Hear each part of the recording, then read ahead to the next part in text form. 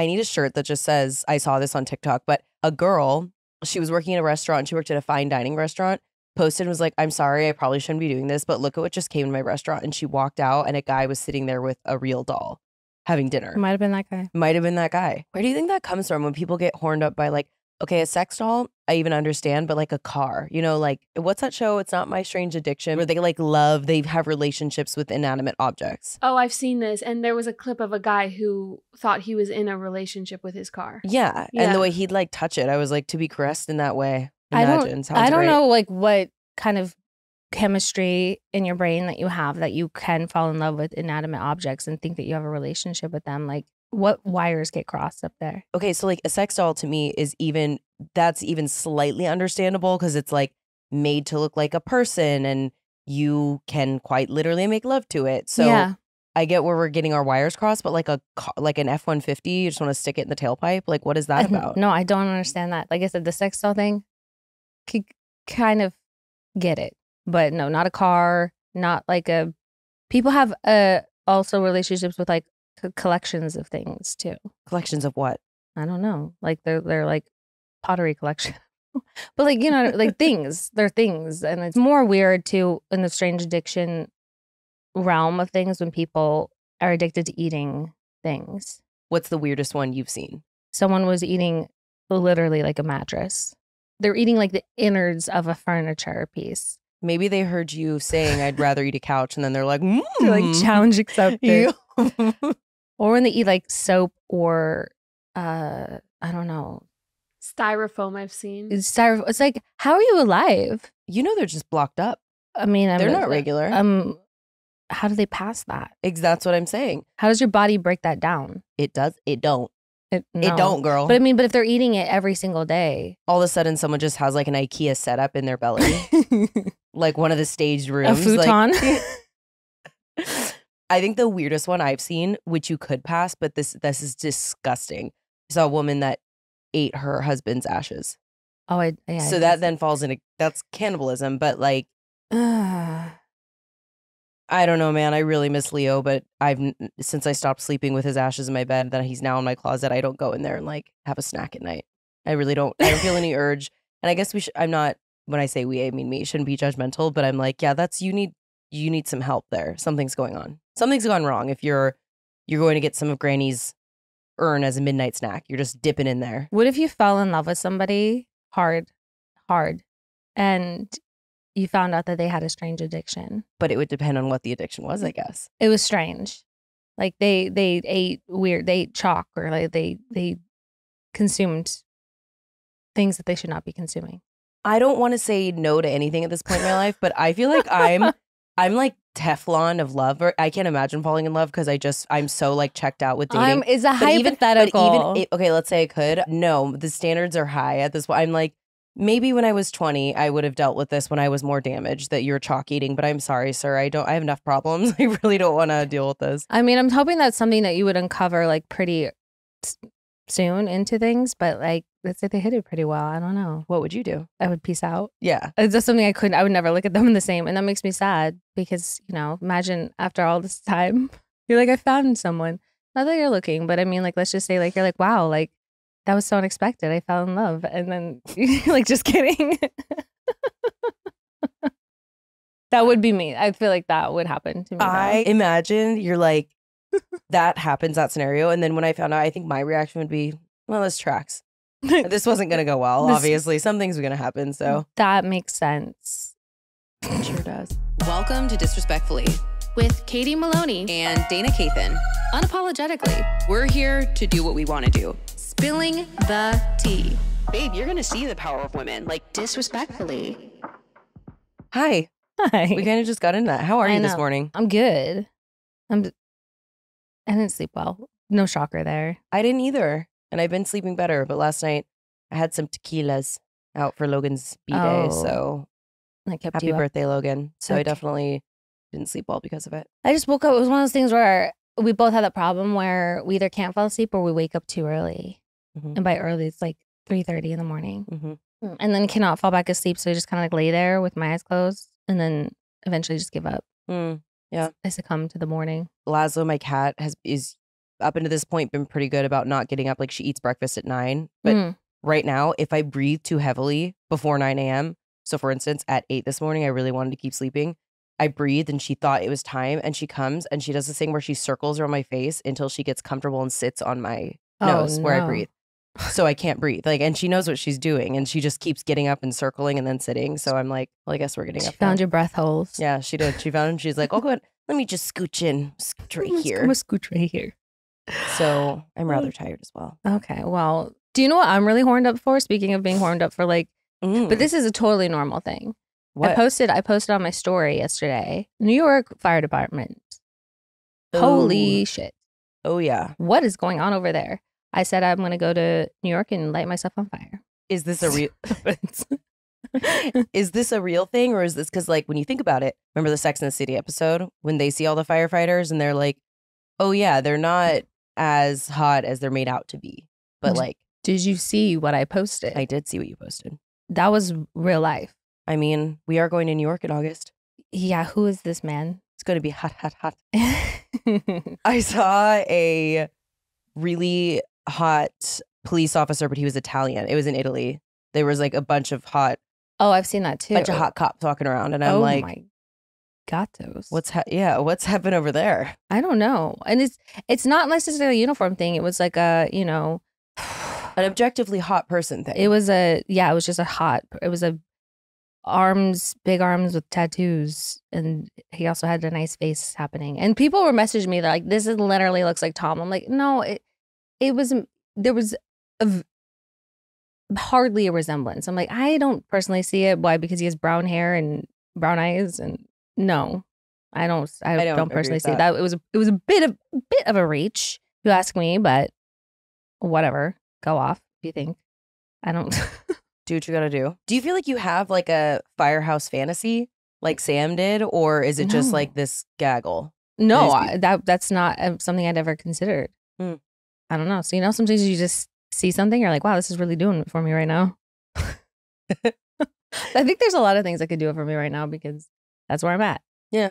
I mean, I feel like I'm like Teflon for everything at the moment, but I feel like I loved Sam's journey because I do feel like that's how it would go in real life. Like people who do think it's like, oh, a firehouse. It's like, no, they sit around and toot all day and eat ribs. 100% how it would be. It would not be sexy at all. It'd just be like it'd be like a frat house with a bunch of dudes just like watching TV with their hands down their pants. And yeah, it would be not an ideal situation. And then there would be a call and they'd all like scramble and you'd be in the way. Which is unfortunately what happened to our fair lady. That's what I mean. So no, I don't have that fantasy. I don't know if I have like a particular fantasy. But so you don't think it like the uniform contributed in any way? No. I don't know. I don't think it was. No, because he was just wearing a t-shirt and we had the bottom part of it on, but like it was just had the t-shirt on. Right. But it was still like, He had the suspenders. Yeah. Okay, yeah. There was that. No, he was like handling a hose. Right. There was I think he was like wet too. It was sweat. His hair was wet. Mm-hmm. There was sweat or wetness happening. Oh no, someone's perspiring. Katie needs to be hosed down. Yeah, no, hose me down. Right. For sure. I was getting a little titillated. Oh my goodness. We have to go to New York and roam the streets lighting things on fire until just myself. I don't think I would get in trouble if I lit myself on fire, but if I was lighting things on fire, then that's a whole nother story. Yeah.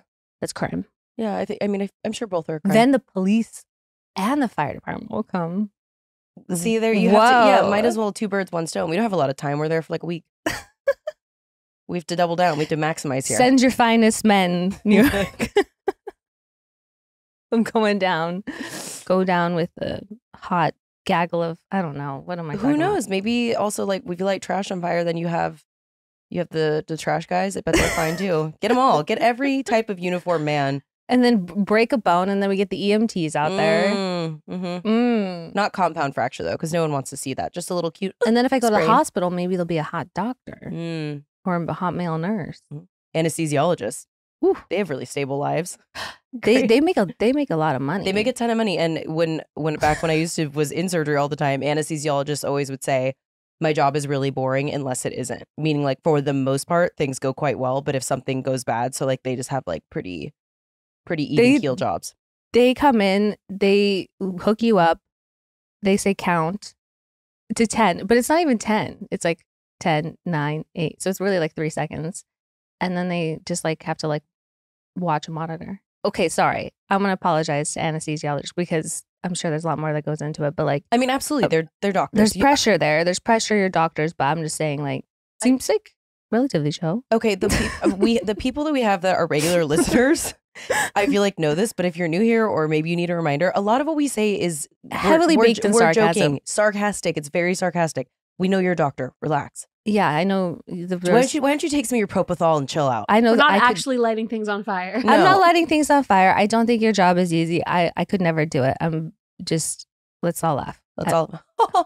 Here's one of my things I'm afraid of, because my first real surgery of my life was my nose job. And I'm so paranoid that it wouldn't, because like Ambien doesn't work for me and I have a weird brain, and I was so scared that it wouldn't knock me out. So I remember trying as they were putting me to sleep to stay awake to see if it was actually going to like forcibly knock me out. And then it was like, close my eyes and open my eyes and the surgery is over. You're like, did it? You're like, I knew it wouldn't work. They're like, ma'am, you've been out for hours.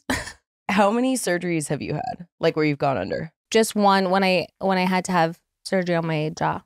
That's the only one where you've had to be put under. Were you scared of being put under? For some reason, I was really scared of not the surgery part. I was scared about the being put under part. I don't really remember. I just remember like the surgeon that I had was so nice and so just such a great like person that I felt like I was in like just the best care and the best hands possible, that like I did not fear anything. I didn't worry about a damn thing. Great. Glad it was. I know. Yeah. I mean, perhaps maybe, I don't know. I know. I followed everything that he told me to do beforehand. I didn't like eat anything hours ahead of time. So I was like, all right, well, just do all of that and then I should be good, right? And here you are. And here I am to tell the tale. Well, the other thing I was nervous about, besides which, again, this is like a movie-based fear. This does happen. People who there's like 3 components to anesthesia, and all these up in arms anesthesiologists can write in and correct me if I'm wrong. But a component can wear off. So like your mind is awake, but your body is still asleep, which is the other thing and you like can feel everything. And so they have to monitor your brain activity? Yeah, there's like all these different components. And so I was always really afraid of that stuff. But then also, as you know, I'm the most nauseous person alive. And one of my kinks is Zofran, which if you do not know is that little pill that you put under your tongue and it dissolves and it instantly takes your nausea away. But it's prescription only, which is complete bullshit. That should be over the counter. It's literally my favorite thing. I have some. Do you? Mm-hmm. I took my nieces when I was home because my sister said I could, because she had a stomach flu, but she obviously doesn't need it. When I had my, famous kidney infection recently, they gave it to me because they also gave me Percocet or other painkillers, and they're like, sometimes that can make you nauseous if you take it, but I didn't need it. I don't get nauseous. Great, I will take those. I need a dealer. Like I need a person. I need a plug. Whoever has a Zofran plug, let me know. Like it's fucking bullshit. But anyway, I told them that before surgery, and so they gave me extra like probably liquid Zofran or whatever, and I woke up so nauseous. And the first thing I said before my eyes were even open was, I'm nauseous, I'm nauseous. So they gave me more, and it was touch and go for like an hour and a half because I had cotton completely back up through my nose and my skull. So if I had to throw up, it was going to be a big problem. Ooh, I will say though, the one time the medication made me nauseous and I did get sick from it. So after when I had my accident and I had the brain injury, whatever, and they were nervous about me having a seizure, they gave me anti-seizure medication. But my jaw was wired shut and it did make me nauseous. I had broken ribs and a wired mouth and I threw up. So I couldn't open up my mouth and I had broken ribs. So can you imagine like new fear unlocked? No, I'm claustrophobic. Was it painful in terms of like, because you're wired shut, if you try to jolt like instinctually, you would, I imagine you'd like go like this. Like, did that hurt? How did it happen? It mostly hurt in the rib section because that's where like the most, like here I couldn't move this part because it was clenched. My mouth was shut. But in the ribs, yeah. How long were you wired shut for? Like 6 weeks. You're so skinny. You're like, Girl, yeah. I'm a little feather. I had my leggings were like bagging on me. It was not good. And I was eating milkshakes every single. Were you getting a feeding tube, or was it you just like they stuck a straw back here with like? No, I was missing teeth here. Oh, perfect. So I had a little hole for a straw to just fit nicely. But I mean, everything had to be blended up. So when I didn't want to drink Ensure or milkshakes, it was like I would blend up like any kind of like more hearty type of soup that had like chicken or beans or like beans and rice. Like everything was blended. You just shove it through your little tooth hole. Yeah, like a creepy door. I remember I was telling my mom, I'm like, I just so badly want like a cheeseburger. But my mom was like, I can blend one up for you. I'm like, gross. Yuck. But like every kind of like, any type of like, sort of like casserole-y type of dish that was like sort of in a, like a more, that you would eat with a spoon, we would put in a blender. It was so shit. That is horrifying. Oh my God. I didn't realize it was 6 weeks. And then when I got unhinged, I could only open my mouth like at first, like a little bit. And I remember I was eating like penne pasta and I was like, like just kind of trying to cram noodles in my mouth. And I could like barely chew it. And I had about 4 noodles and I was like so full because I wasn't used to having like solid foods that I got full like instantly. I'm like, well, that's annoying because I wanted just so badly to like have like a bowl of something I could just really eat. And I mean, it didn't take long for stomach to go back to normal size, but the chewing was like hard to get used to. I mean, we're like gonna just have to put trigger warnings on every episode for potential gross factor, but I need to know because morbid curiosity. When you puked, when we're wired shut and our ribs are broken, did you just have to like open your mouth and let it drain out? Like, how did that happen? How did it relieve itself? I was just like, I mean, I obviously didn't have like solid food in me, so it was mostly water and like liquid. Silver lining, you're so optimistic. Silver lining, look at you. You found one. Thank God. Yeah, no, there wasn't any. It wasn't like beef stroganoff. It was. No, because I hadn't had any. Thank God. Food in me for days at that point. But so you it didn't was. Have that dog in you. It was just fluids that I had in me. But yeah, no, it was just like, I was like, I just kind of, and then I had to just swish water around in my mouth. But yeah, I definitely stopped taking that medicine after that. Yuck. You're like, yeah, I'll take a seizure, thanks. I mean, I think they were like, okay, well, if at that point I was out of the hospital and I think I was doing okay. And, you know, yeah, it was a risk you have to take. But the bleeding had stopped in my brain. Another positive. Okay. Yeah. Wow. Anyway. Well. We can talk about something more positive now. I mean. We went to the desert over the weekend. I'd never been to Joshua Tree. I had been, but not like that. Like I stayed at an Airbnb once. We didn't like go anywhere. So okay, yeah. It was different. But we went and stayed in Pioneer Town, which was such a funny little place. Like I'd seen like pictures of it, but I didn't really picture it to be such like a tiny, like, I mean, it really truly is just one little strip of, I don't even know what to call it. There's like 3 institutions, 2 restaurants, and a bowling alley, which also my kind of people, whoever designed that town, and like they're like, what do we need priorities? Well, it was like a movie set. So like now like the little like places for the movie set are like converted into like little tchotchke or like little kind of like souvenir type shops. There's like a little like there's like a skincare shop, hats. Yeah, like little shops that you can like pop into. It's adorable. It's like looks like the Wild Wild West. But yeah, it's just so tiny. It's like all like dirt road. Like that's it. Because we will need to tell my great adventure of getting lost and how I found my way back. But so there are. It's quite literally like these little signs, and it's when you go from the main road, there's just a bunch of dirt roads, and they're kind of far back is where the houses are. So our Airbnb is on one of them. So we are going because we went for emo night. Oh yeah, we went and there was emo night at Pappy and Harriet's, and it was such a fun time. Very different from the one in LA. That's like a huge, club essentially. So this was just at like a restaurant bar essentially. And so afterwards we're walking, and it's like a 10-15 minute walk back to the Airbnb. But Dina and one of our other friends like gallop ahead of us. Let's be very clear about something. No, we're not. Let's be very clear about something. I will argue with you. You can argue with me, but you don't know what I'm about to say because I'm actually not going to argue. Okay, great. Would you say you're an overpacker? when it comes to packing for trips? Oh, 100%. And then I always want to like buy stuff when I'm on my trips or go like shopping, which makes packing like even worse because I got to like leave some extra room. Yeah, I mean, that question was kind of rhetorical. You are the overpacker, so we're pretty happy to announce we've found the solution, and it's Beis. With Beis, there's room for literally everything. 15 pairs of underwear for a weekend trip, no problem, you know? And deciding between a few pairs of shoes, just bring them all. I could have knit a coat out of the amount of underwear I brought to Joshua Tree for an overnight. So yeah, that makes sense. Not only do I have packing anxiety, but I also have airport anxiety. Like we know, we like to get there early. We like to make sure we're not going to miss our flight. And I feel like I can never figure out where to put my ID so it's not too difficult to reach, but also in a secure spot where it won't fall out. When you travel with Beis, your bag has the function and the fashion to keep you calm, carefree, and looking cute.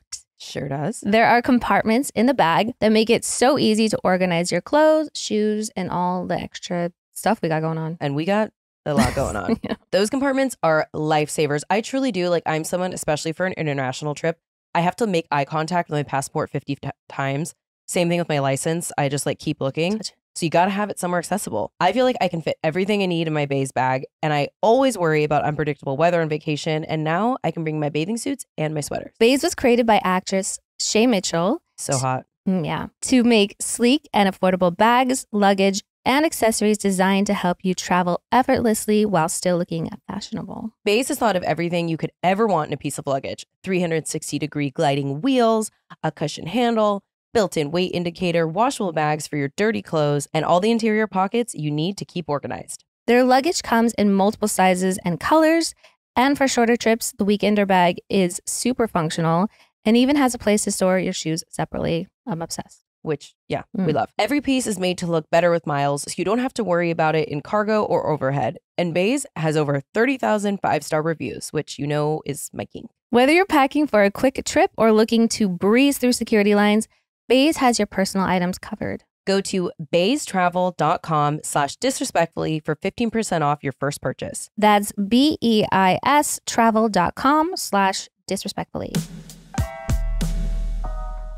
Do you know what summer means to me? What? It means travel, adventure, beach, and Vessi. Born from a love for the outdoors, Vessi footwear is designed to help you step confidently into any adventure, from sun-soaked streaks to unexpected summer showers. I'm outdoorsies in that I like to drink on a porch, but Vessi's so versatile. So I'm going to be packing my Stormburst low-top Vessis with me on our summer trip because they're perfect for any terrain, any weather, or any cocktail. You never know.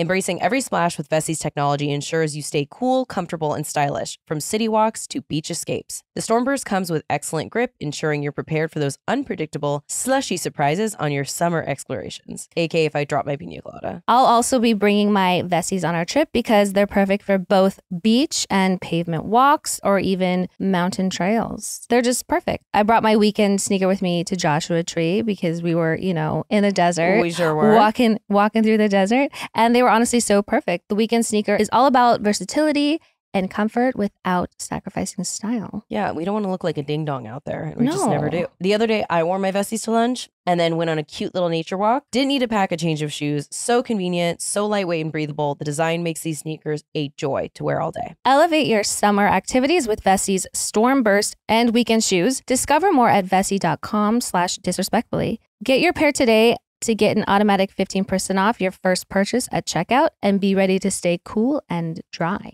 Ready to embark on the ultimate summer adventure? Dive into excitement, embrace the thrill, and create unforgettable memories. Visit vessi.com/disrespectfully to find the perfect blend of style and practicality in shoes designed for urban getaway and enjoy an instant 15% off your first order at checkout. So beforehand, we were like drinking. There was this little house next door to the bar, and we were like drinking with all the emo night people. And I played a game, and probably, I guess I'm a boomer, I had never heard of or played a game called Rage Cage. Had you heard of it? No. Or played it? Okay. So it's on a table. It's a bunch of, Leia, have you heard of it? Yeah. Because you're young. That's why. So it has like all these cups on it. There's a cup in the middle with a big cup of liquor, and then like beer is in all the other ones. And you put these balls in. It's very fast moving. My first round to play it, I went and hit my ball, and I happened to land in the liquor cup, and I didn't realize it. and I just grabbed it because the game was going so fast. So and, whatever cup you land in, you have to drink that? yeah. We drink. We call that chandelier. Well, and who knows? Maybe that's the same game. Have you heard of Chandelier? I haven't heard of Chandelier, but I've played Rage Cage. Well, I first of all don't really drink vodka. But I throw it back because I'm expecting beer, and we had already been drinking a lot, so I wasn't really budgeting. And I was like, oh, I'll have a beer or two at the bar. I drink probably like 2 to 3 shots of Tito's, which is disgusting. And I like warm. I throw it back, and I'm like, everyone goes, oh, like as I'm doing it, and I'm like, disgusting. So I was activated. Okay, I was at a 10. I had no qualms about it. We had a lot of fun, but I was fucking drunk and feeling sassy. So we're walking home. There was like 6 of us or 5 of us, and me and one other girl were ahead of the group. And we went down the dirt path before our dirt path. Well, yeah, because you guys like ran ahead of us. You were just, feeling rambunctious, adventurous, and me and Raleigh and Bailey like hung back. And you guys turned the head, and we call after you. We're like, wrong road, wait. And like your voice kind of carries, but also like when you're like out in the middle of nowhere, like it almost you can't hear too much. I don't know, but you guys just kept on going. I did not hear. And apparently I responded. I didn't hear it. I don't remember hearing it. So we go down this dirt path, and we're like listening to music on our phone and looking at the beautiful stars and chit-chatting.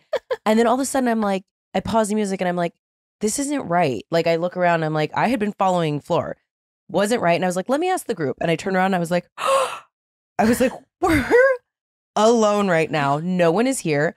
And so I start screaming Raleigh's name, bloody murder. Someone, like, I don't know how you guys didn't hear, or maybe you did, or I'm screaming into the abyss. And I'm like, we don't have a Joshua Tree, no service. Oh, yeah, no. Zero cell phone service. I realize in the moment we're very lost. And then Fleur is so funny. She's like, we're going to get murdered. And I was like, I like grab her shoulders like a military sergeant. I'm like, you are not getting murdered tonight. We are going to find our way back. I will not let that happen.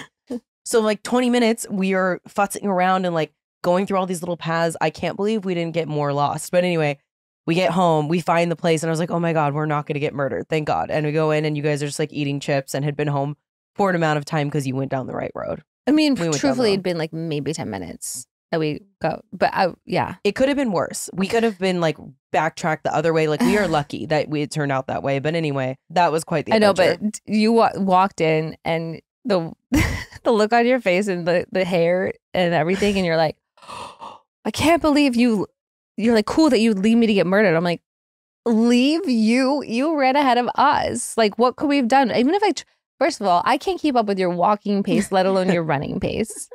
No, it was just really funny because there was like a 20-minute, like not serious argument that happened. That was we were all so fucking. We funny. were all laughing. Like Raleigh was screaming. Raleigh was laughing, curled in a ball, hysterically laughing, crying. It was so fucking funny. It was so funny because I was mad when we walked in, and like very, very at a 10, fully at a 10, needing to come down to a 2. So I'm like screaming and like, you guys left me. But the thing is, you also like weren't mad because I'm like, oh, because it turns out you were moon gazing and looking at the stars the whole time. So I'm like, turns out you weren't that upset. We were laughing. It was so fucking funny. So anyway, all's well that ends well, but it was a very colorful evening. Then I had to leave in the morning to go because it was Logan's birthday dinner. So I had to get back to LA, and traffic, obviously, it was on Monday, was horrible. It was the holiday weekend. Ingrid Goes West, which is the movie I was talking about, that they go to that bar. If you have not seen it, watch it. It's like, I think, very underrated movie. I listened to it on the way home. I don't know if I told you that. You and it was just the like, movie? Yeah, I just put the movie on and was like, because it was a 4-hour drive almost. Oh, God. Like both Bailey and Raleigh texted me to see if I was home. And I'm like, you guys, I have like 2 hours left. No, I'm not home. That is rough. It was rough. But then you guys stayed for an extra night. Yeah. And hung out by the pool and had fun. Well, after you left, we went back to Red Dog Saloon and had like drinks with our friends and like Wes and Allie and Andrea, and like hung out there for like quite some time. And yeah, and then we hung out by pool and just like did the damn thing. When we got there, it was kind of the afternoon. Was it hot? It was pretty warm, but like not unbearable. Like like, I think it was probably maybe like 80 something. You know, nothing crazy. It was a nice day. It was great. I know. I don't want to like make you. I had a bad day, and I got home and I was so tired, and so I like napped for a little bit, and then basically had to get up and get going. It was like, fighting for my life. But we went to dinner. They went out after, and I was like, me and Ariana both were like, bye. No. Not unable to do that. No. Also, it's gotten better. My pale arms. we're both pretty good about sunscreen, but I'm like particularly crazy about it because of my chicken skin. And I had a burn on this arm under my t-shirt. I got home and I was like, do I have a rash or something? And it was I had like a farmer's tan of my like slutty t-shirt that was really cropped and like cut up this way. And I was like, don't think I've ever had a slutty farmer's tan before, but perhaps I'm starting a trend. How would you rate the emo night compared to LA? I mean, it's obviously you can't totally compare it, but did you have fun? I had a ton of fun. I think I loved your set list. It was very fun. It was a really good one. But it's just so different of an experience. But it's always a good time. I love all those people. I mean, as opposed to like, okay, when it's at Avalon, like, yeah, there's like people up on like the stage with you, and then there's like the whole like everyone else is like down below, and the stage is so elevated and high. But the one at Pappy and Harry, it's like everyone is like on the stage like with you, like right next to you, which was like kind of cool and fun, and it was a really good time. Yeah, I liked it. I thought it was cool, and it in general, the place was really cute, and it's such a small venue, but it's very packed because of that. So it just like has a different vibe. But again, I was at a 10. I haven't been at a 10 in a long time, so it was also just lots of like bopping around and being a silly goose. I know. I was on some real silly goose behavior, to be totally honest, but I've recovered. So. I just still can't believe it took you 4 hours to get home and then you nap. Horrifying. And you're a professional napper. I am a professional napper, but you know, I've been getting, what's the word when you get put on like a performance plan at your job? Basically that. I've like had a few write-ups, basically oversleeping during nighttime activities. Oh, I know, because Dane and I were going to our friend's birthday dinner last weekend, and I was supposed to go pick her up in an Uber and then go meet at our friend's house. And I like literally text her. I'm like, okay, what's the address? Where are we going? And she just awoken from a nap. And she had texted me several times. Yeah. And I had washed my hair that day. So I woke up, I have very textured, and also my hair is super damaged right now, like halfway down. So it's like this. And I wake up looking like Mufasa. And I'm like, scar? Yeah, like more like, yeah. And because I have the thing. Also, when I nap, perpetually that or the fish from Nemo. That's what I always remember. I send you that. Like, I have this always really hard line on one side of my face. So I look like a lunatic. I wake up and I'm like, oh my God, she's been texting me for an hour. I'm sorry. I set an alarm for an hour ago. I was supposed to be awake. I was like, girl, I just woke up. So please don't leave. And we are going to have to go separately and just meet straight at the restaurant. So I did that. And then it also happened with Raleigh a few weeks before that. We were supposed to be meeting our other friend who we had never hung out with before. My hair girl, Alyssa, who I love. We were meeting her for food. And I wake up to her, Raleigh, in my home, in my bedroom, like going, standing above you, literally going, are you coming? And I sat up and I was like, what? And she was like, we were supposed to leave 10 minutes ago. What are you doing? And I was like, well, clearly I'm asleep. So I managed to not oversleep. But you're not. That's as much like, of a those napper. aren't naps. Those are like mini actual sleeps. REM cycles. Like I'm dead to the world. Like because that is a REM cycle.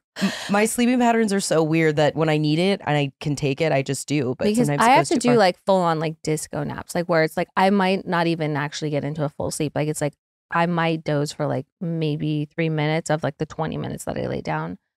But what I have to do is I can't get into bed. I have to sit on my couch. You sleep in your coffin? What do you mean? I have to keep, this is so weird. So I was explaining this to someone recently. I don't remember who it was, but they were like really creeped out by it because they're like, okay, this is like grandpa behavior, but kind of. I have to keep my both feet like on the ground. And then I just sort of like, what do you call it? Recline I put both my feet on the ground and just recline my body enough into like the corner of my couch. And then I put my hands on my chest. What do you mean? That's how you nap?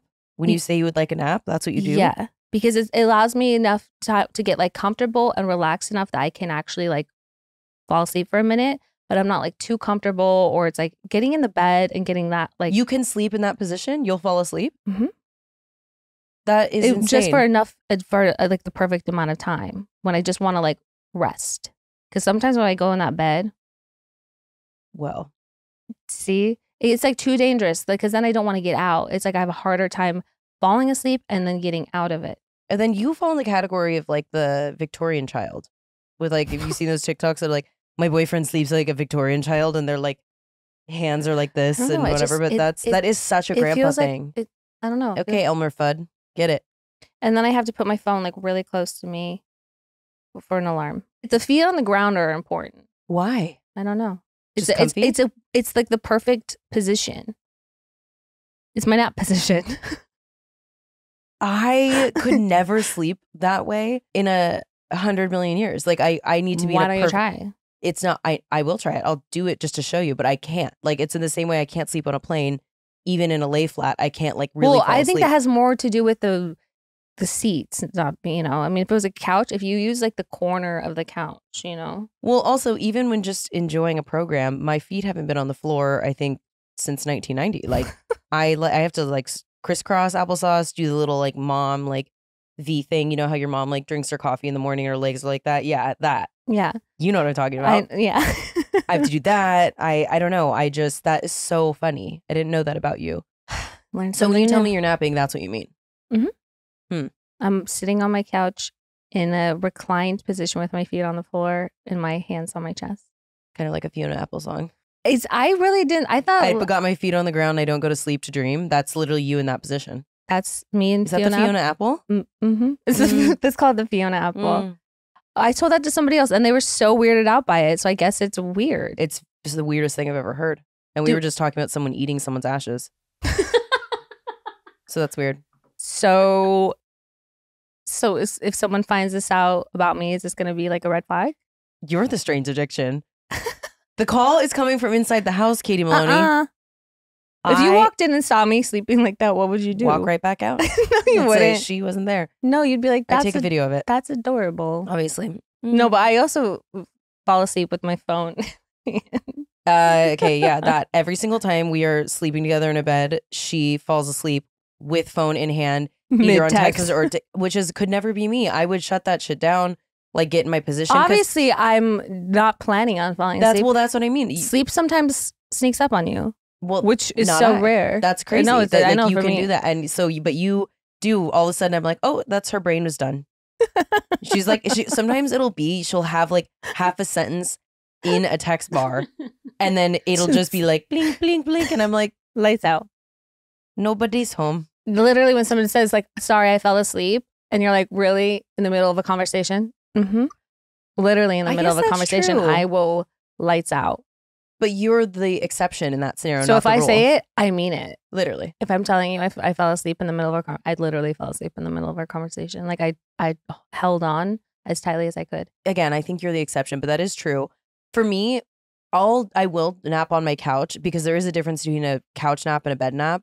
But sometimes I'm just like, you really need to sleep. So it's always gonna be that lighter sleep on the couch. But like maybe that is the problem, that I'm setting myself up for failure when I'm like deeply tired because I haven't slept, and then I like Bruce Almighty my clothes when I get in the bedroom, get in bed, sleep machine on. You know I never sleep without that bitch, and it's so loud. Sometimes my sister will call me and she knows immediately I'm napping. She's like, turn that off or I'm not talking to you right now because it's so loud. Blinds drawn. It's just like the darkest cave, and everything is just quiet, and I'm listening to Matthew Perry's audiobook. But that's why you can't nap. Like that's bedtime behavior. You know what? That's not nap time behavior. Nap time is like should be like 20 minutes tops. Yeah, I like a nice hour at least. That turns into 3. And then And then you're like, why don't I sleep all night long? Because your circadian rhythm is like, we don't fucking know. I never claimed to be a perfect person. Do you know what is one of the weirdest things about me right now? Speaking of all of this, What? I am obsessively listening to Matthew Perry's audiobook to fall asleep. It's become, his voice is very soothing to me. Mm. His story is very sad and so traumatic, and it's a great book. Highly recommend read it or listen to it. But I can't stop listening to it, and I've been having nightmares about him. And I went on like a deep dive about him last night because then like if I'm watching a show or listening to a book and I get a question that pops in my head, I have to Google it. Like I need to know the answers. So then I was like looking things up, and I don't know what it is, but I need to have a more lighthearted story. But I have switched from The Office to this, and I need to switch out of it. But I kid you not, I have listened to his entire audiobook probably 10 times by this point. And you're having nightmares. Yeah. But his voice is so soothing. I'm like, try to put on these fairy smut shits that I've been trying to listen to and other things. It's just nothing's Well, working. you were listening to some like murder podcast the other day when you were napping. Someone went in to wake you, unasleep you, and Unasleep. and it was like, and then Her head was cut off. And they're like, okay. That was MFM. Their voices also soothe me, but then also give me nightmares. So yeah, it's a problem. But yeah, that's an example. Yeah, Joshua Tree. You guys all stayed up and I was like, good night. And No, this is before we went out. You were right. napping. Yeah, that was, I'm saying. Like we had like a daytime thing and I was like, bye-bye. Nap time. Anyway, I love a nap. There is science behind it just being 20 minutes, though. Yes, I know. Meaning what? So, meaning I should you're be not doing gonna that? you're not gonna interrupt your circadian rhythm. But what if you do if it feels so good? I mean, Past 20 minutes? do what makes you happy. Live however you want to live. I'm just saying, like, this is why you probably have trouble sleeping through the night. I don't know why I have trouble sleeping through the night because I don't nap regularly. Probably because I don't like expose myself to, because you're supposed to like wake up and immediately expose yourself to sunlight, and I don't do that. I keep that shit drawn. Oh my God. What? Can I tell you something that is titillating to me? What? Sorry, this is a fucking pivot from naps. Did you see there's a new billionaire who will be taking a new submersible back to Titanic? Why? Like what? Like one of those like little ones that they control with a Nintendo 64? Because memes were never better. So they are doing it, taking one for the team. Here's the thing. I think that what they're saying is there's a lot of new safety precautions and whatever. But there are submersibles designed to be at that depths and handle that pressure, but they're much bigger and they're like, this is basically trying to be the like commercial airline of what those very professional scientific vessels do. But I don't know, what don't you get? At some point, you just have to like, okay, you're a billionaire and you want to go down there again where a bunch of billionaires were killed last year. I feel like you are asking for it. This is the person in the scary movie that like, is like, there's a police station and there's the dark woods. Let's run in the woods when a killer's after them. Is this like a hold my beer situation? Like, they're like, you're like, you didn't do it right. Hold my beer. Like, I don't know. I don't know. I feel like wires are crossed and it's like something happens when someone has like too much money that they're just like, life is just not interesting enough that they're just going to waste it. I mean, also what happened to those people was, jokes aside, I mean, because I'm sorry, the memes were like really funny. But what happened to those people, they were.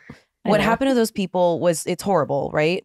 But like, so then why are you going to do that again? And also, the people who died on the Oceangate last year, the hole in it for viewing was literally this big and there was no seats in it and they had the remote control, right? Because again, when something weird like this happens, I have to have I've done like so many deep dives on it.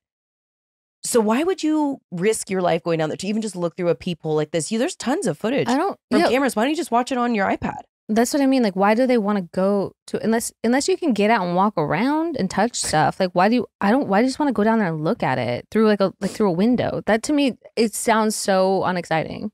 Right. It's just to say that you did it, but like maybe there's a reason it's very hard to get to. Maybe you're not supposed to be doing that. Leave it alone. Maybe leave it alone. The ocean's mad at us. Yeah. I just don't think you're supposed to be going down there. Watch the movie. It's way better. Also that.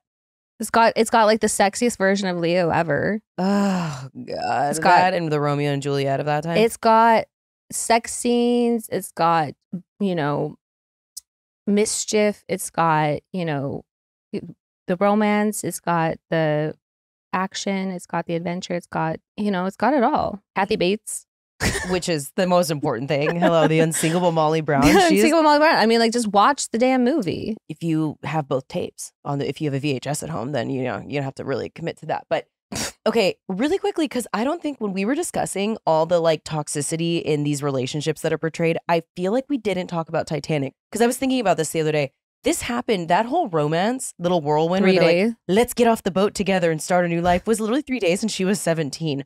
Pump the brakes. If she had a friend that she could text and was like, could tell about this, the friend would be like, girl. No, if she was also 17, she'd be gassing her up. She'd be like, oh my God, I'm so jealous. Oh, you know what? You're so right. She'd be like, get off the boat. Never speak to your family again. Who cares? Yeah. No, my favorite thing was they're like, so you mean to tell me that this bitch went on to like have a full family, fall in love for the rest of her life, die, and then go meet some dude in heaven that she knew for 3 days? Like, that dick down must have been life-changing. Life-changing. Maybe that's what caused it to fly into the iceberg because it just rocked the ship. We don't know. To like change your life forever, to have sex with one time with someone and like he tells you that you're smart and you could probably ride a horse straddling it with both legs, then No, we did talk about this because we said if they got off the boat together, that relationship would not have lasted. did we talk about the Cal of it all? This is so random. I saw something the other day saying they're like getting older is realizing that Cal was the right decision. Cal was an abusive piece of shit. He was never the right decision. Depends on what your goals are, but he never was. He tried to shoot her. He was so controlling. Are you he kidding? loved her so much he tried to shoot her. I'm sorry, if that appeals to you, I need you to seek a therapist out at your earliest possible convenience. When the man realizes that she's not that into you and his reaction is to shoot you, cap her ass, plug her with a giant silver, her and her lover. As a ship is sinking, they're gonna fucking drown, and he's like, I want to drown, but I need to shoot her first. And then he kidnapped a kid. Just keeps getting worse. the man. He kidnapped a fucking kid to get on the lifeboat. No, I saw something else that they're like, oh, we were supposed to know that he was a bad guy because he hated Picasso. This schmuck. He's like, Never amount to be he'll anything. never amount to anything. Do you have plans tonight? No. Maybe we should watch it. Do you want to watch it? Because I watched it a few years ago and I promised myself I'd never watch it again because it's. I watch it pretty often. No, because it was. Is that weird? Yeah. Is that a weird thing about me Yeah. that like if I see Titanic is on, I put it on? Not in the sense that you do that with certain movies, like you have a group of movies, and I understand it from that way, but it's such a heavy, like as an adult, realizing that in real life, I've looked up what the moon was like the night of the Titanic because once. What the fuck? Why? You say it so casually and then just keep going. And it's Because just, that's not as weird as it sounds, because when that bitch snapped like a fucking Kit Kat, all the lights went out. There was no longer electricity. So that was happening to those people in the pitch the black. dark, yeah. So I wanted to know, and I can't even remember what it said, how bright the moon was and the stars, like they've had any light, but most of that was happening. It was in the dark. And by the way, I don't even like a cold plunge for 2 seconds when it's consensual. Being chucked into the goddamn ocean at night when it's freezing and you're gonna die. I mean, it was a horrible way to die. What happened to them it haunts me, but because I'm so weird, I then have to expose myself to it and imagine their pain and then cry about it. I don't know. I'm like so weird like that. Yeah. That. So anyway, I have trouble with it now as an adult because isn't that crazy that it was dark? Because like obviously in the movie, it's all lit up and we're like, where were these lights coming from? Well, what was the moon out? I can't remember what it said. Let's see. Well, you bring that up and then don't even finish it. Because I can't remember. What moon phase? are there moons that are Phase. lighter than other moons? Happened. Well, if it's a full moon, it's gonna be babe, if it's you have gonna a little, light up like, the sky. waxing crescent as compared to a fucking Full bright moon, yeah. Perhaps. noticed how Was that the cloud was the affects sky clear? Because that would also contribute. I believe it was a clear sky. Skies were clear, but the waning crescent moon was only 9% of the surface illuminated, was not visible the night it had already set by 4:04 p.m. So these are conflicting. We'd have to do more research, and maybe this is why I don't remember. Okay. Titanic sunk by a supermoon, and that's coming from the National Supermoon. Geographic. So let's assume that. But even with that moon, let me tell you, I can tell you from Joshua Tree firsthand, when there are no lights around and you only have the moon and the stars, there was a big old moon that night. I felt really scared. I mean, I could still see pretty well. Well, And your eyes are better than mine. that is true, but they're surgically enhanced.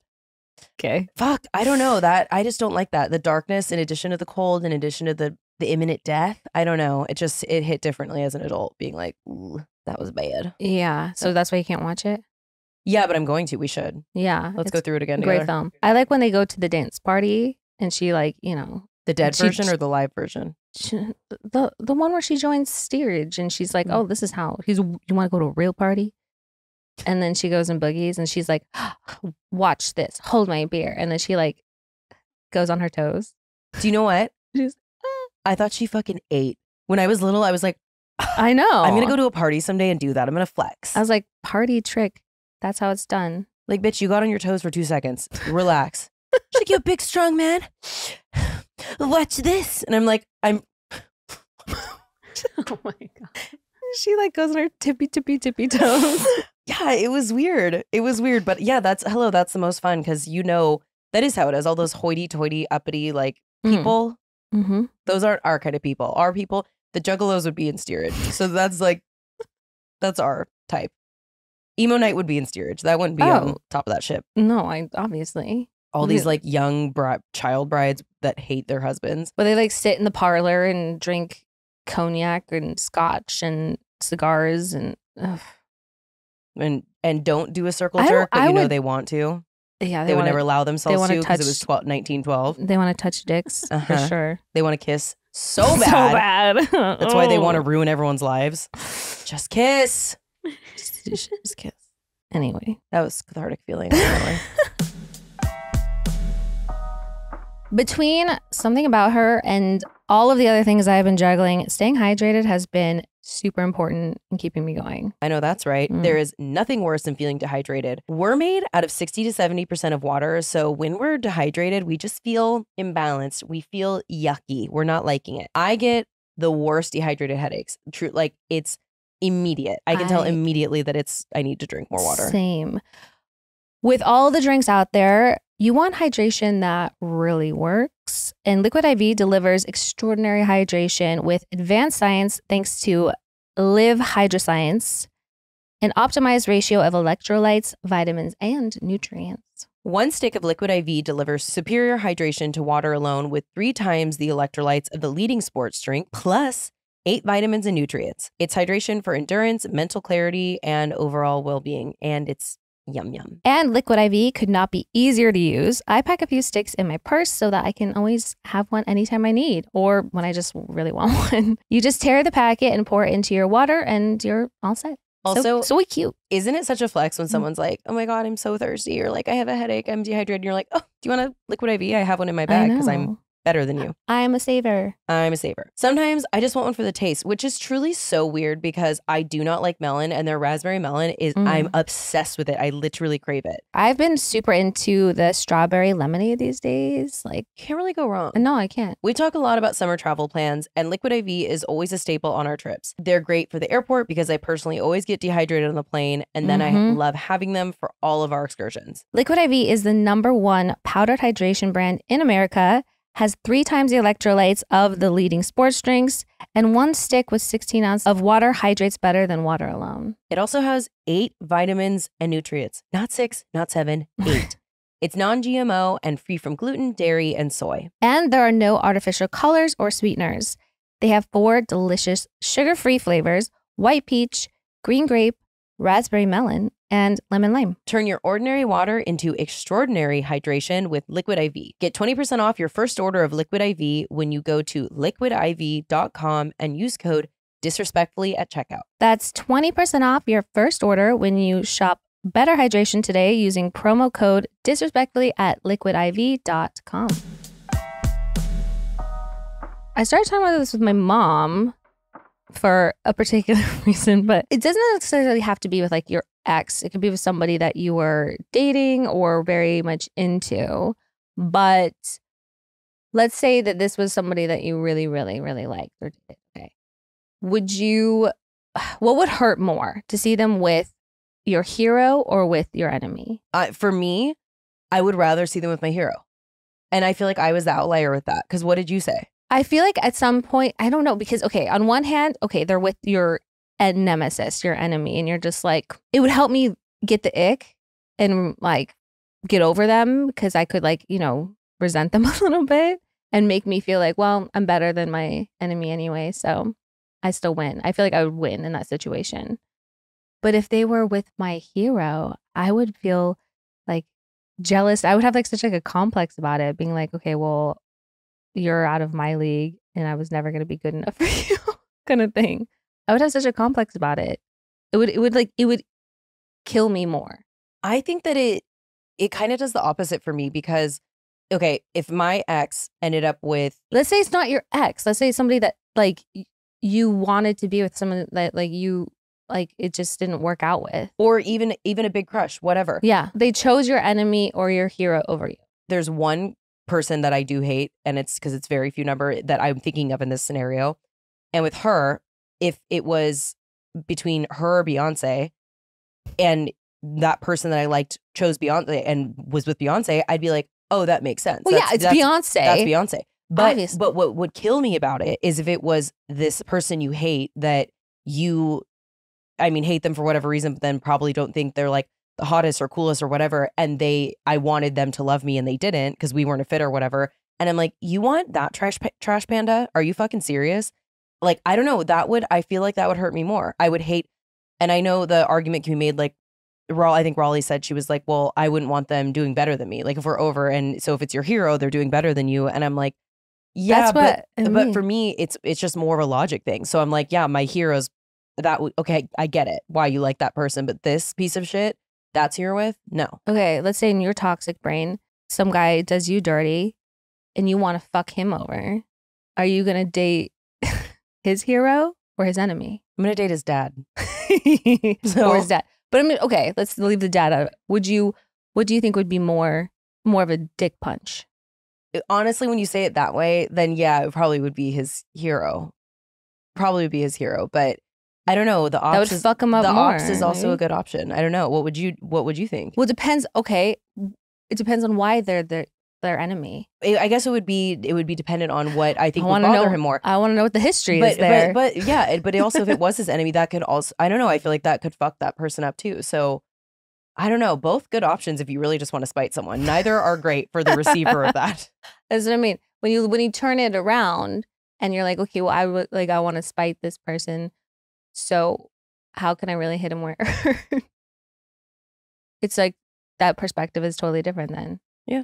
Who knows? Maybe their hero is their dad. So 2 birds, 1 stone. Oh yeah, dating the dad is always going to be the great option. Game over. Mortal Kombat, finish him. Great option. I don't know. I think that's really interesting. I think that I hope I don't find myself in that situation. I want to be left alone and to find my peace. But yeah, if that little see you next Tuesday I'm particularly thinking of goes for anyone that I know. Okay, but like let's say you were in a spiteful mode. Who would you choose to spite him? God, it's really tough. But I don't know. Like immediately I was thinking hero, but now I think enemy is more spiteful. Like someone that person hates. Like I get Raleigh's point about how it can make you get over it faster because you're like. But I think if they hate them for like the right reasons, that like would really get under their skin, because like maybe it's somebody that they hate because they have a deep history of in that sense, not because they just think that that person's a scumbag, but they hate them for like really good reasons.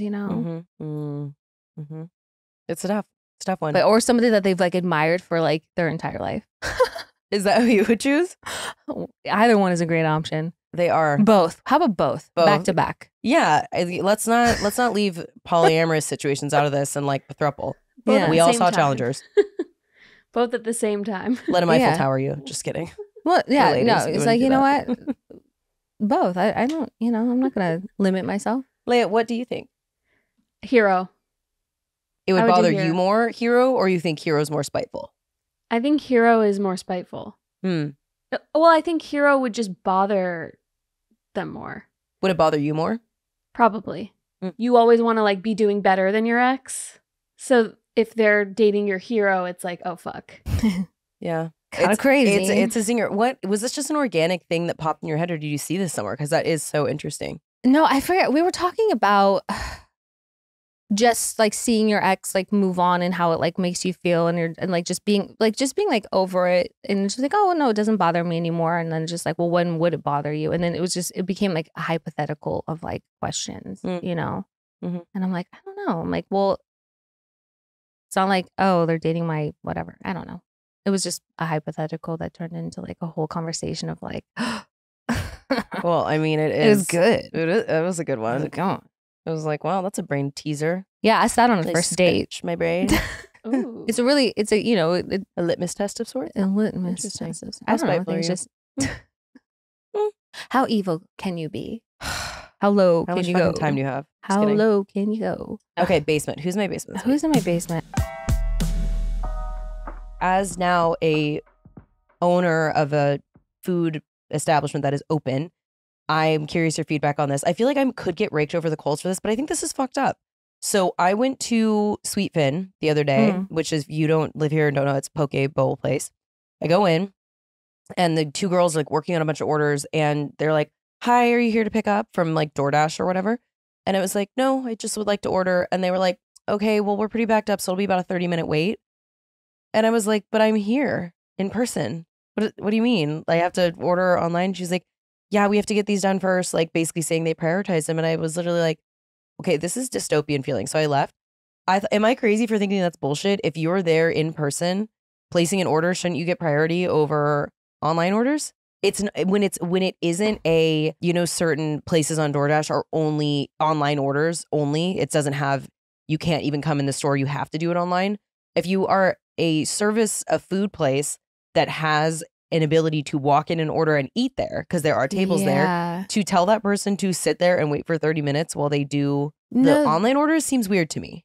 That is odd, especially because since you're right there, it would take no more than 5 minutes to quickly do that. And considering that there's, I do find that to be odd. I mean, I know it can be difficult to try to figure out, okay, like how do we accommodate all the influx of online orders and to-goes and all that, and then but again, you also need to your customers who are standing there, and I drove you there. Also need to account for the people that could be walking in and want to sit and eat, or also take food to go walking in. Otherwise, lock the door. I was having such a craving. I got in my car and drove there, and I was like, well, this is bullshit.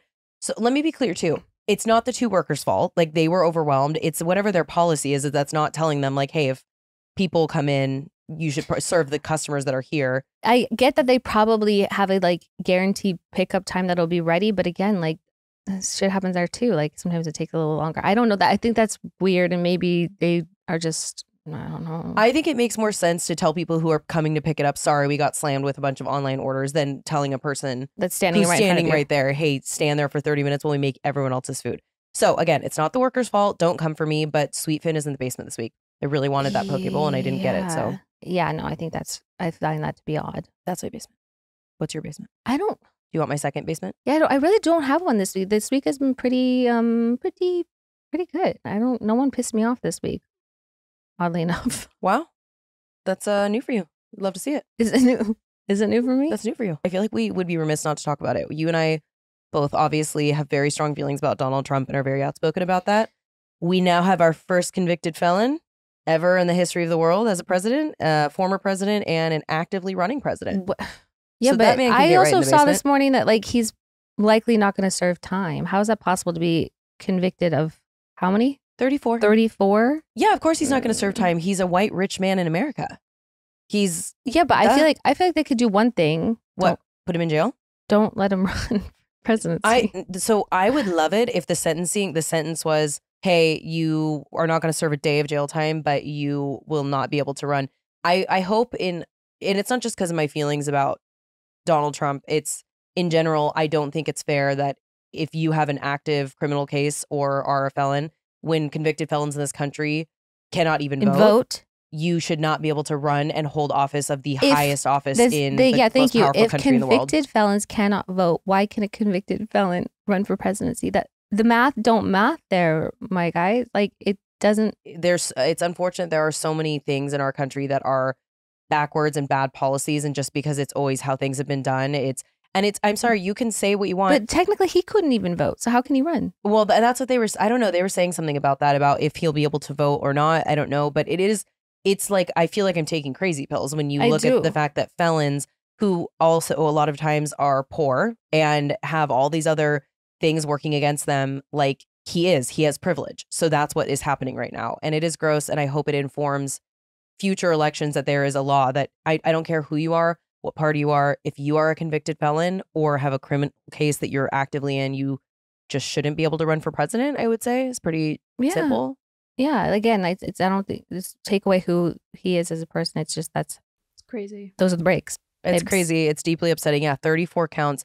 And he will. The one thing about this, because it is it's at the federal level, he will not be able to pardon himself, which was the other thing, because the presidents can pardon. Mm-hmm. So at the state level, like the one in Georgia, or am I flip flopping it? I don't know. One of his other case, I don't think he could pardon himself from, because he still has one more, but this one he can't. Anyway, fair to say he lives in our basement. Yeah, Trump will never leave our basement. So. But he's not the president of the basement. He's not he is not the president of the basement. He's not. No. Also, I mean, it's one quick note too, because it makes me really scared and sad. But the way that I knew obviously he was going to say it's a witch hunt.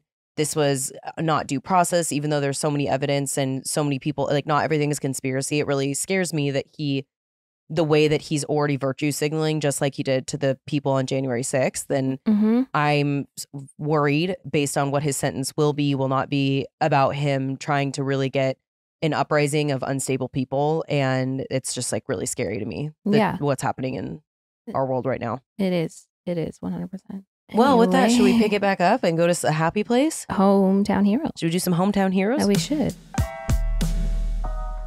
Kimberly says, hey, y'all. Love the pod. Last episode's discussion about sending nudes to family reminded me of the most traumatizing event to take place in my life. A few years ago, my ex and I did long distance for a few months. I moved out of state and he had to wrap up some loose ends before he moved in with me. Fast forward to Thanksgiving of that year, my family was visiting us in our new house. My ex and I had recently gone on a trip, and because there was nothing else to do while the turkey cooked, my family asked to see pictures. All the photos were on my ex's phone, so he connected his iPhone to our large TV through Chromecast. He selected the first picture on the trip, but whatever platform he was using shuffled the photos. The very next picture that popped up on my 60-inch TV was a nude of me that was graphic. I screamed, he screamed, my 13-year-old sister screamed, my stepdad screamed, my mom screamed, etc., etc. I stood in front of the TV screaming for him to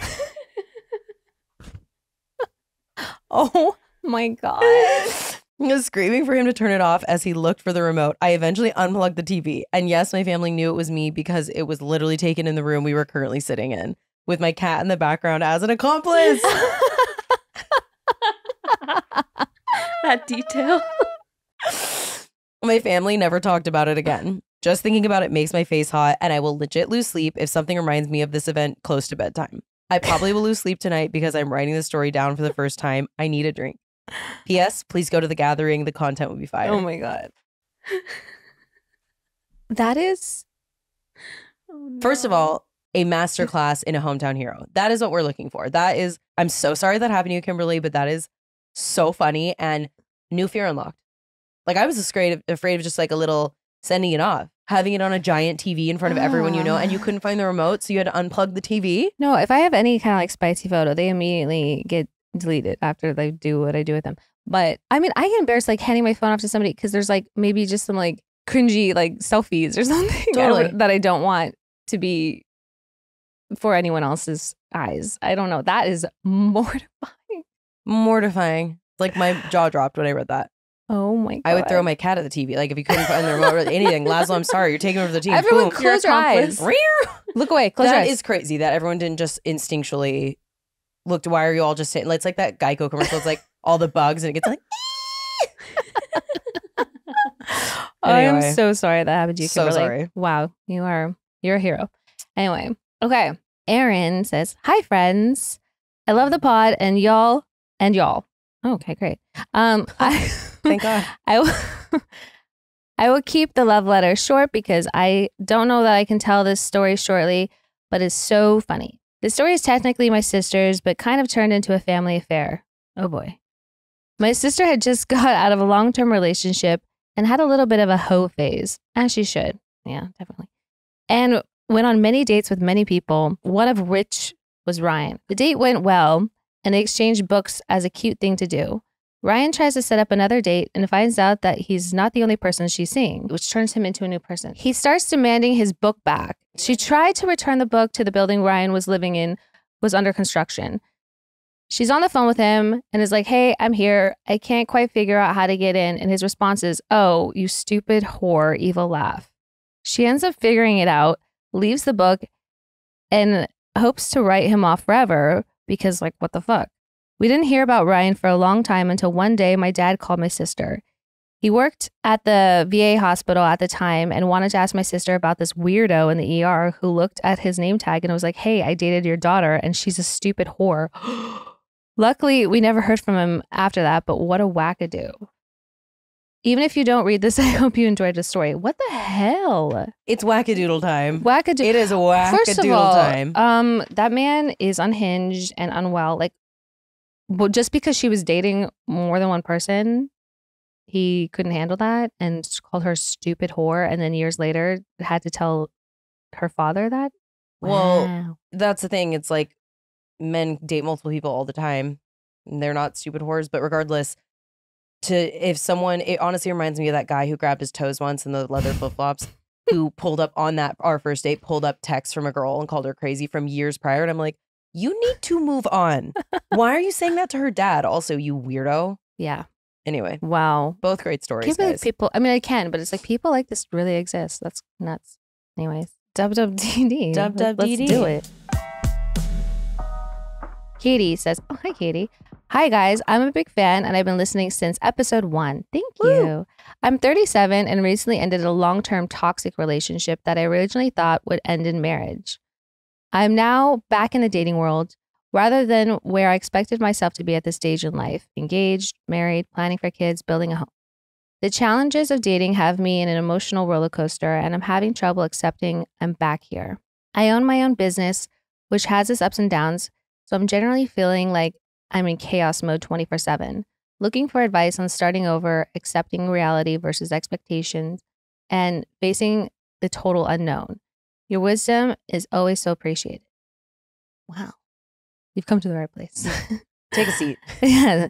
I mean, listen, I am 38, so around the same age, and also like kind of in the same phase of like starting over in a way. And yeah, I was totally not expecting to wind up here. Didn't think at this age I would be single and all of that. But I think I had to sort of change the way I looked at things and my perspective on all of this. And once I was able to do that, I really like fully embraced it, and I'm like really kind of excited about it because I get to be in control of whatever that looks like. I can make my life whatever I want it to be. And it's a very exciting time, and I don't put a lot of pressure on dating, and that makes it a lot more easy and approachable, and I can design my life however I want it to be. And I think once you accept that, you know, yes, okay, marriage and planning that future and kids is sort of not on the table right now. I know that can be hard if that's something that you really, really want, but sort of planning things for yourself and things that can excite you for now, I think is sort of the answer to that. But I think just sort of changing the frame of mind is the main thing that worked for me. I think that sometimes it's overlooked when we are at a certain age and we feel like we didn't make certain benchmarks that when we were little we had fantasized or whatever. I think it's overlooked that sometimes maybe that's because you're being protected and you're headed towards something better. So it's like right now, this part that feels difficult and isn't what you thought your life would look like at this age, perhaps that you're just in the transition point and it's because you're going somewhere much better. And I think that when you're trying to change your mindset, that is a really helpful tool. And also, I don't think it's bullshit. I wish there was a magic switch to help you feel better. But I'm telling you, I put so much emphasis on dating, being loved by someone in a romantic way. So I somehow felt validated for so many years. I wasted so much of my adult life on that. And that now that has completely gone for me and I have decentered dating in general. And I'm more so just like, first of all, my life rocks. So I highly recommend that you take a moment and look at what's going well in your life. And you're a business owner. So of course there's going to be ups and downs with that too. But that's a really cool and admirable thing. I think that if you just take a second and take stock of what's going well, and then just kind of let everything else happen and stop so much putting expectations. What the fuck does that mean? What I should be at whatever age? That is a patriarchal design to make you feel bad if you are not married and having children. Replace expectations with standards and uphold those. Like do away with expectations altogether and just have like standards of things that you like are going to just not accept and want to just always meet goals and standards. And also, I'm not like saying this to you to say like you shouldn't feel bad. That's toxic positivity, right? Of course, it's totally okay to feel unsure or scared or lost, but there is so much excitement in when you have an open-ended story. Whereas before, if it was like, okay, so what if you had married this person? There's also no guarantee it would have been a good marriage or the right marriage or brought you down whatever path. So I think that you should really try to reframe to how much excitement is ahead of you. And I think the unknown is actually really exciting. It doesn't need to be daunting of being like, well, I don't know what's going to happen. It's like anything can happen. That's what's exciting about the unknown is like, rather than saying, I don't know what's going to happen, I don't know how things are going to end up, being like anything can happen. Yeah. That's very fucking cool, I think. It is. I love it. So we're rooting for you, Katie. Hell yeah. Everything's going to turn out. Anonymous says, Huge fan of the pod and the both of you. Always look forward to the new episode drop. My question. I haven't had sex with another person in a long time. Think 6+ years, due to a few reasons in my life, including mental health, body dysmorphia, and others. And now I'm afraid to put myself back into the dating world because I get so in my head about having sex with someone. It's been hard putting myself out there for this reason. Any advice? Well, first of all, I totally understand how that would feel like a big thing because it's been so long since you've had sex with someone else. Putting yourself out there when there already aren't other factors that make things more difficult is already difficult in and of itself. So I'd say try to give yourself a little more grace and go into it knowing for you, other people might be able to have casual sex, but I'm guessing you're going to need someone that you do feel comfortable with. So I would say try so hard not to emphasize to yourself like your own internal dialogue that you have to do this certain thing with a certain person at a certain time and that, oh my God, I just met someone I like, but I haven't had sex in 6 years.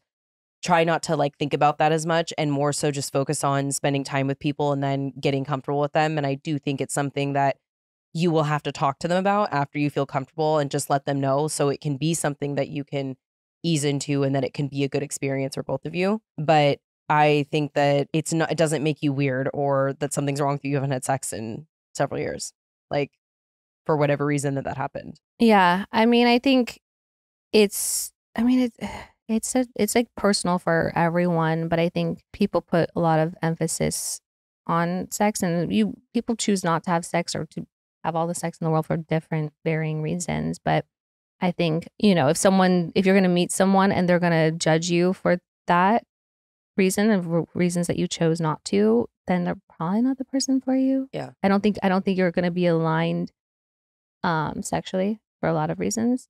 But I think, just being patient with yourself and understanding that like it's okay and whoever, you decide to sleep with again is going to understand. Right. And be supportive of that. It's all good. Yeah. Take your time. Trust yourself, trust your instincts. You'll be good. But yeah, and I echo everything else you said. Hello, ladies. I love the pod. I'm 26-year-old female, and I've been dating my boyfriend for 8 years. He was my first boyfriend / first everything, kiss, sex, all of that. He's been caught a few times doing shady shit like sexting other girls he doesn't even know, like literally random Snapchat hoes. Ugh. I decided to forgive him all the times he's done it, but now the resentment has built up too much and not interested in pursuing our relationship anymore. I'm a textbook people pleaser and would love advice on how to cut it off without feeling guilty for hurting him. Thanks, y'all, and love you too. Well, that's kind of what happens when you're not really able to get the kind of apology, forgiveness, resolve from these types of really hurtful events that happen in relationships because you are a people pleaser. You don't like confrontation. So I'm not sure that you probably ever like really confronted your feelings and him about like how this affected you. So you bottled it up, you've swept it under the rug, and now it's all come to the surface. And it is really hard to move on from these things. I was with a people pleaser and I tried to confront the hurt I experienced from, cheating and all those things. And because he didn't like confrontation, I was never met with a real like emotional conversation about those things. So I didn't really feel like I ever got a ton of resolve from those times. So it's really impossible to really feel like you are moving on and moving past that resentment. It's impossible to do that without having like really productive, in-depth conversations about it. Yeah. Also, I know you're a people pleaser and it's hard because we're different. So I'm coming to this, my perspective, but like, I think it's pretty easy to lay out, hey, we've been together for this 8 years. There's been a lot of good, but we went into this with a commitment. It doesn't sound like you have an open relationship. So I would just say, I'm sorry, but actually, sorry, not sorry. Like you have broken my trust several times.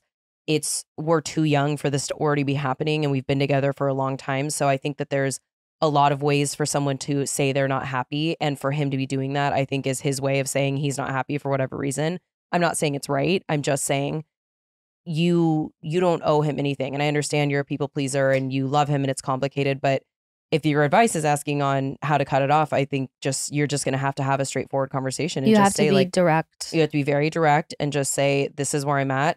If you want to cater more to his feelings, explain how much you love him and everything that has meant a lot to you about your relationship. But here's where the turning point has been. And I'm no longer able to continue this relationship because if I do, it's putting myself on the back burner and I'm not able to do that. Yeah. And just say, although like I've forgiven you, I have not been able to move past it. And it's my, I just can't. And that's any totally longer. fair. And that's fair. Yeah. But just say like, it's gotten to the point where I can't continue on. And it's just, you can keep it as simple and short and direct as possible. It doesn't need to be a long drawn out conversation, but it needs to be to the point. So he gets it, that's where you're at and it's done.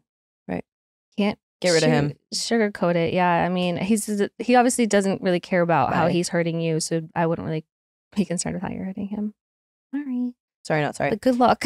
Okay, you guys are amazing. Please keep sending in your hometown heroes, which can be Yes. any crazy story you think that the coven wants to hear, as well as any advice questions you have, which would be WWDD. And those go to disrespectfullypod@gmail.com and just put in the subject line if it's a hometown hero or WWDD. Make sure you continue to like and subscribe and rate our podcast. We really appreciate you tuning in every week. It means the absolute most to us. So that also would really help and support our podcast. Yeah, we are obsessed with doing the show. We're obsessed with our listeners. Thank you so much for your response last week to Ariana's episode. It just, if you want to support our show, it's a free way you can do it. If you could write a review and leave 5 stars, that would be wunderbar. And we just, love you so much. And until next time. I love you. Bye. I love you. Bye.